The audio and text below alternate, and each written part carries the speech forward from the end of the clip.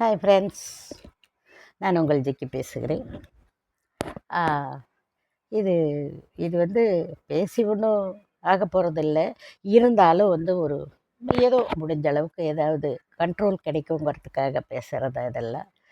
பல பேர் பல துன்பங்களில் இருக்காங்க. யாரோட வாழ்க்கையும் நம்ம நிர்ணயிக்க முடியாது. அவங்கவுங்க தான் அதை நிர்ணயிக்கணும். இருந்தாலும் சில ஒரு ஒரு புரிதலுக்காக சொல்கிறேன், பேசலான்னு வந்திருக்கேன். ஒன்றும் இல்லை, எங்கேயோ திருவெற்றியூரோ திருவள்ளூரோ ஏதோ போட்டிருந்தாங்க பேப்பரில்.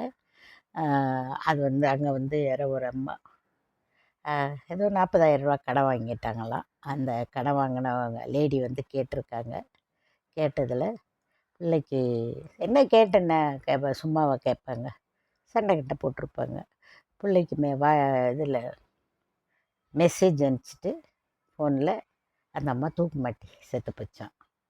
புள்ள பார்த்தா வீட்டில் அம்மா தூக்கில் தூங்குறாங்களாம். அந்த அம்மா எழுதி வச்சுட்டு போயிருக்கான், என் சாவுக்கு இவங்க தான் காரணம்னு. அந்த இதில் வாய்ஸ் மெசேஜில் அனுப்பிச்சிட்டு இறந்து போயிருக்காங்களாம். அப்போ அவங்க அந்தளவுக்கு கடுமையாக பேசியிருக்கணும், அதுதான் காரணமாக இருக்கணும்னு வச்சுக்கோங்க. இருக்கலாம், கடுமையாக பேசாமலும் இருக்கலாம், அவமானத்தில் கூட அவங்க பண்ணியிருக்கலாம் அந்த வேலையை.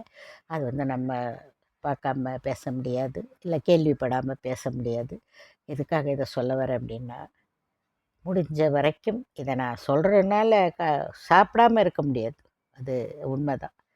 ஒரு வேளை 2 வேளை சாப்பிடாம இருந்து ஒரு வேளையாவது ஒரு நாளைக்கு சாப்பிட்டாகணுங்கிறது இருக்குது. அது மனுஷனால் தாங்க முடியாது அந்த சம்பவத்தை.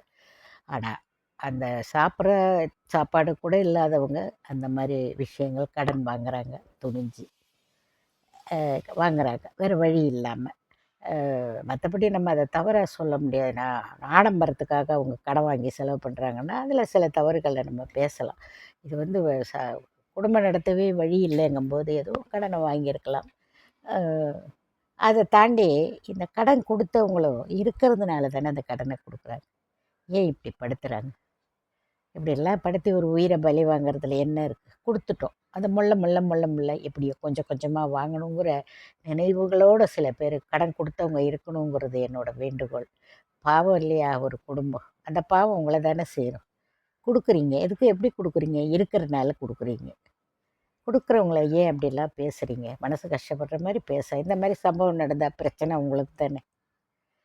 அதனால் அதுலேருந்து விலகி இருக்க தயவுசெய்து வாங்குறவங்களும் கவனமாக இருங்க, கொடுக்குறவங்களும் கவனமாக பேசுங்க. தவறு இருந்தால் மன்னிச்சுக்கோங்க.